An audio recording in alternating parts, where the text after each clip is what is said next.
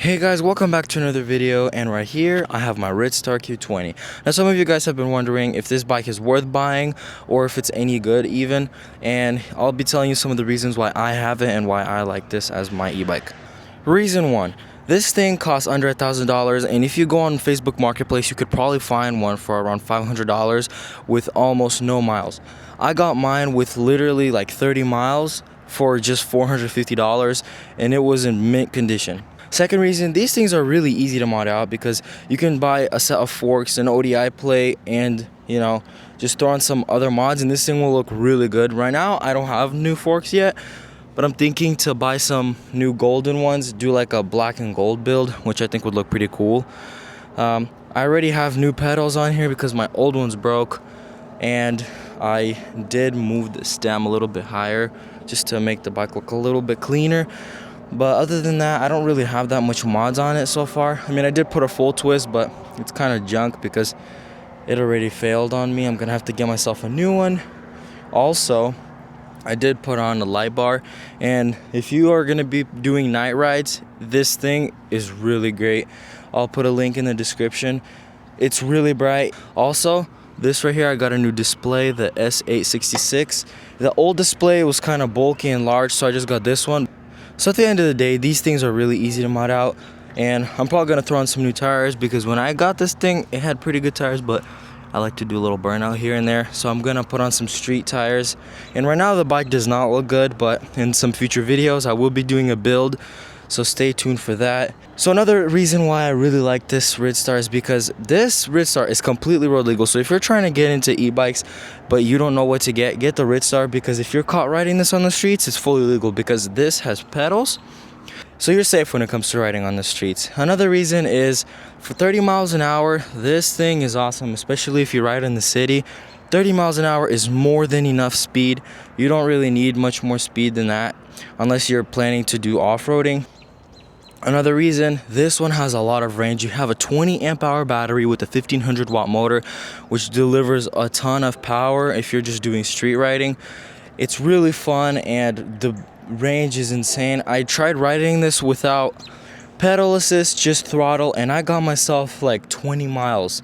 With pedal assist though, you can get yourself up to around 30 miles, which is awesome because you can ride on the streets, you can ride in the city, and not worry about losing battery.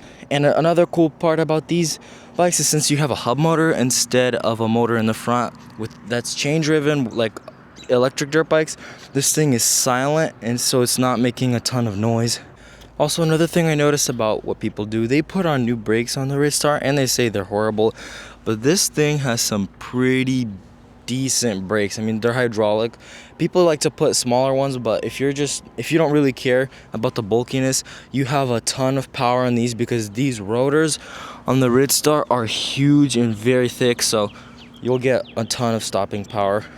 I'm probably gonna also do a brake test when I go ride it, just to show you guys how strong these are. So let's go ahead and start riding.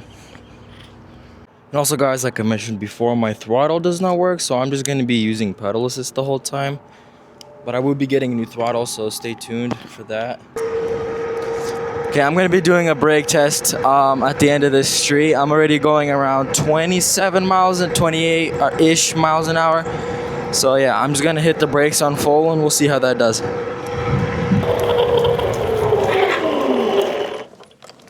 Okay. That took about, I'd say, 10-15 feet to stop completely. Now let's go see how the Ridstar does on off-roading. I'm gonna go hit some jumps and we'll see how it does off-roading.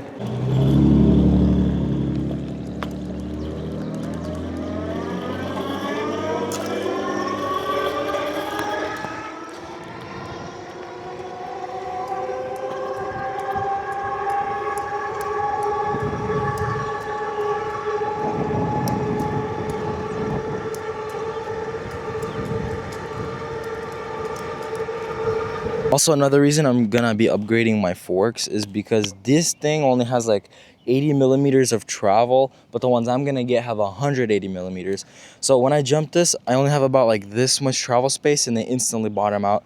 So I'm just gonna buy some air forks with a lot more travel so we can hit higher jumps. Honestly, with the original shocks, it doesn't do pretty bad on off-roading, but one thing I would do to it is tie down the controller so it doesn't wobble around, and my seat is right now unattached, so once that is done, there'll be no rattling, so that should be pretty good when I ride.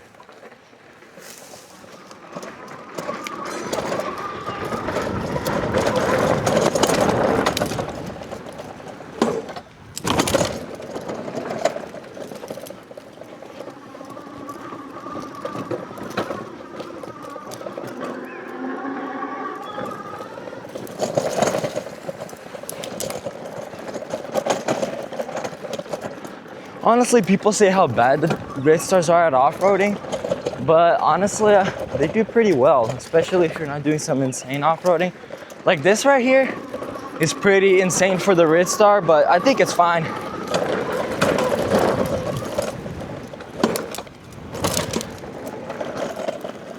Alright guys, so when it comes to off-roading, I feel like the Ridstar Q20 does an amazing job. It's not the best. I mean, if you have like a dirt bike or like a Suron or anything better, like even a Tudio or a Yasma, they're gonna do way better. But if this is the only bike you have and you know, you kind of want to do some off-roading, it's an awesome bike for that kind of stuff. I mean, it's definitely not designed for it. I wouldn't do it on a daily basis, but like what I would do mostly on is probably just do some street riding and then off-road if like maybe for a little bit.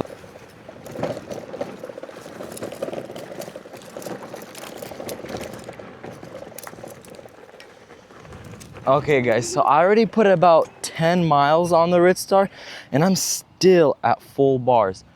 So if you, like I said, this has insane battery. So if you want something with longer battery and that'll last you all day, get the Ridstar. So one thing I don't really like about the Ridstar is that many people say that the chain always falls off, especially if you take the chain guard off. And honestly, that's kind of true because I do have a friend who has a Ridstar. He took the chain guard off and every time we go ride, his chain would fall off to the point where he just scrapped it and just rides it without a chain. So that's one minus, but if you get like a new drive system for it, it'll be perfect. Alright guys, so I think that's it for this video. To conclude for the video, honestly, if you want to get an e-bike and you're just going into e-bikes, get the Ridstar Q20. It may not be the coolest bike out there, but it gets the job done, and you don't have to pay a fortune for a bike. Like and subscribe if you haven't already. Check out my channel. I do have a lot more Ridstar content on there. We'll be starting a build really soon, so stay tuned for that, and I'll see you guys in another video.